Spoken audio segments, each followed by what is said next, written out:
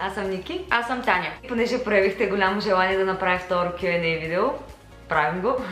Всъщност сме включили абсолютно всички въпроси, които са в коментари под предишното ни видео. И да, на печелившите честито. Печелите усмивка по радиото. Та, първият въпрос е: кой направи първата крачка? Каквото и да отговоря или тя да отговори, май не знам дали ще е верен или грешен отговор, тъй като и двете не можем да преценим коя всъщност е направила първата крачка. Бих казала, че Таня доста натискаше да ме кани на среща. Да, тя постоянно се намираше някакво оправдание и слава богу на последната, която бях решила да я поканя, тя прие и дойде, защото ако не беше дошла, най-вероятно щях да се откажа. Какво за вас е изневярата и какво ще стане, ако едната изневери на другата? Какво е за теб изневярата, Николета? Ами това е доста сложен въпрос. Изневярата за мен е... Това е грешка за мен, вид заблуда. Какво ще стане, ако едната изневери на другата? Зависи. Боже, се едно ти правя интервю. Първо, нещо, което бих се опитала да разбера е защо си го направила. Какво ти е мнението, дали искаш да останеш с мен или искаш да прекратим нашите отношения.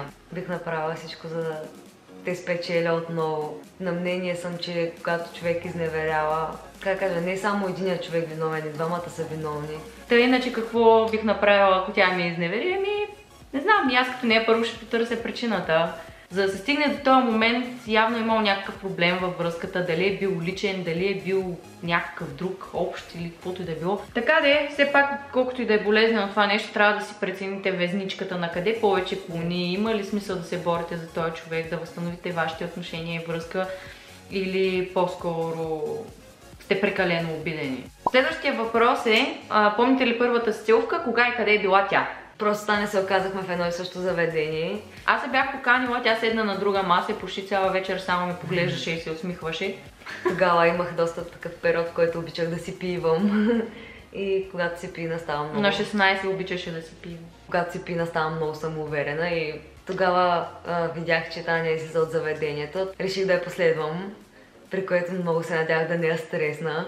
И се оказах точно зад нея и точно тя като се обърна и се стресна супер много. И аз вътрешно бях... Обаче Таня супер сладко се приближи към една стена.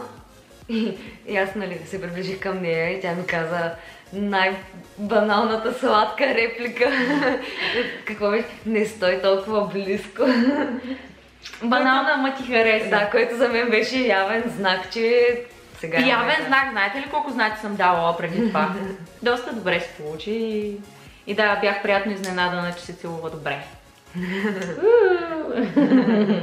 Кои са ни любимите барове? Мисля, че напоследък е ред. Да, за което няколко пъти сме споменавали в нашите видеа. И да, музичката наистина е много свежа, има готини шотове, правят ги доста добре. Бардак на графа също не е лошо. Там ходихме преди доста често. Бардак 2. Да, Бардак 2. Да. Лятото обичаме да ходим в Мемонарното. Разбира се, класика в жанра. Switch на НДК. Имаме един доста любим напоследък. Казва се Long John. Long John, да. Много малко прилича такова на училищно кафене на 2 етажа, буквално. Но пък за София е на доста нормални цени. 65 светулки.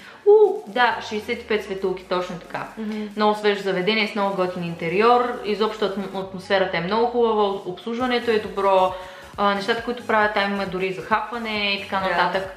Всичко като цяло, това не е едно от последните най-често посещавани места май.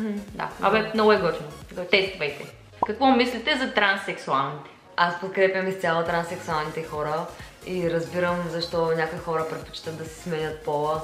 Тези хора са заключени в грешното тяло и ми се иска повече родители да приемат това и повече хора като цяло. Ти какво мислиш за транссексуалните? Аз мисля, че са страхотни хора. Human at first. За мен въобще няма никакво значение дали си сменил пола и така нататък. Не знам, нормален човек за мен. Какво работим? Аз се занимавам с тон режисура, това съм учила, това съм завършила и това се практикувам от не знам колко години. 5, 6. Работила съм в театър, после работих в студио за дублаж. В момента сега пак съм в студио за дублаж на друго. И като цяло се занимаваме с предимно анимации или игра на филми, озвучаване, voice-over и така нататък. Не знам дали това говори нещо на някого. Аз работя обработка на данни на маркетингови проучвания. Доста е сложно да ви обясня точно какво правя. Нейното звучи по-яко от моето, сигурно съм. Дублаж на анимационни филмчета versus обработка на данни. Окей, моето е по-забавно. Да. Бихме ли направили фен среща? Да. Стига да не отидем само ние на нея. Да.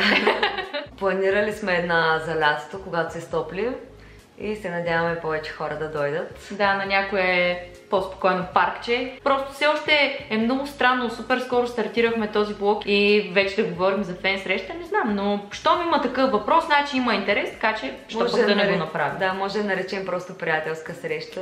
Да, среща на попитие. Да. Много интересен въпрос, колко сме високи. Само искаме да кажем, че когато се запознахме с две приятелки, едно от първите неща, които ни казаха, беше, мислехме, че сте по-високи. Всъщност това май сме го чували от други хора. Супер странно, но като цяло сме си джобни гаженца. Аз съм 1,60 м или както се водя 1,61 м, ма нека не държим на такива дребни детайли. 1,61 м с обувките. Тихо бе! А тя е 1,66 м. Твърдеше, че е 1,70 м до момента, в който не я премерих аз лично. 3 години връзка в заблуда, хора. Аз си мислех, че тя е цели 10 см по-висока от мен, а те са само 6. Следващият въпрос е много дълъг и затова ще го прочетем. Имали ли сме по-сериозни проблеми заради ревност и желание за внимание и в какви граници подобни емоции са безопасни и не се превръщат в обсесивни? Да, ревниви сме, тя повече, аз малко по-малко, ама и аз ревнувам. Да, и като цяло мисля, че може да бъде доста голям проблем. Като отличен опит мога да кажа, че ревността наистина е обсебваща и когато дори няма причина да ревнуваш, самата ти глава почне да си измисля някакви истории. Вместо да се сърдя на себе си, че съм такава, аз почвам да обвинявам нея, че нещо се случва, че има проблем, тя прави нещо или еди си какво се случва. Да, това влияе доста лошо на връзката и на отношенията между двама човека, особено когато човекът е като нея и не говори особено много за тези проблеми, а просто тъй нещо в себе си. Би било много по-лесно, ако просто хората говореха за проблемите помежду си. Иначе за желанието за внимание, мисля, че това по-скоро в началото на нашата връзка беше по-голям проблем. Да, иска внимание. Не, въобще това продължава и до днешен, не слушайте. Продължава да си проси внимание, но сега е малко по-добре. Говоря, че сега не е проблем. Не е проблем, аз свикнах с нейното желание за непрекъснато внимание да, и така. И сега просто като я питам нещо не ми отговаря. Просто игнорирам. Кои са любимите рецепти на Ники? И случвало ли се тя да готви за мен и когато аз опитам да не ми хареса? Първо, любимите ми рецепти напоследък са пиле с зеленчуци, задушено с соя сос.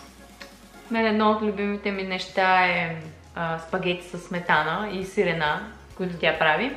Има моменти, в които просто не се получава нещо. Това е много рядко, може би един-два пъти се е случвало само. Това може би беше един от първите ми опити да правя ориз и още не знаех каква е технологията на ориза. Имате ли страх от нещо? Първо да почнем с глупостите, имам страх от паяци. Аз имам буквално фобия от хлебарки. А иначе за някакви по-сериозни неща, мен си ме е страх да загубя някой близък човек. Страх ме е да се разделя с нея. Страх ме е от националисти и такива, които са псевдонационалисти. И ме е страх, като излизаме понякога навън ветри. Да, мен също ме е страх да не загубя някой близък човек. Не мисля, че съм готова да го преживея. Също ме е страх да те загубя. Естествено, страх ме за себе си, дали няма да ми се случи нещо лошо, независимо дали заради външния ми вид, понеже не веднъж са ме наричали педал или така нататък. Много сладък последен въпрос. Спират ли ни по улицата и разпознават ли ни и искат ли да си направят снимки с нас? За сега само 2 пъти се е случвало. И един път беше доста скорошно, след като направихме влога. Да. И бяхме на едно парти, при което бързахме супер много да се тръгнем. Чакаше ни таксито, при което едно момиче. Тя ме дръпна по доста странен начин и ми казваше: чакай, искам да ти кажа нещо. И аз първоначално бях леко дръпната, защото не знаех какво да чакам. И тя ми каза: аз ви се кефа, нали, гледам ви влога и да си какво си. Супер много бързахме и ни стана после кофти, нали, че не сме могли да обърнем по-голямо внимание на момичето. Но и писахме след това. Да, намерихме се в Инстаграм. Иначе последно преди около седмица или 10 на дена, може би седмица, едно много сладко момче на НДК, което кара скейт, не настигна и ни спря и в първи момент каза, може ли снимка с вас? И аз го попитах защо. В смисъл, още не можем да свикнем с такива неща, че някой би ни разпознал някъде, че би поискал снимка с нас или каквото да било. И всъщност каза, че ако направим фен среща, ще е първия там.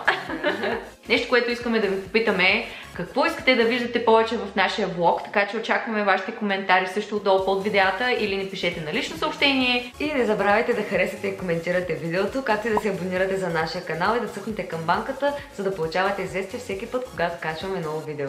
Чао!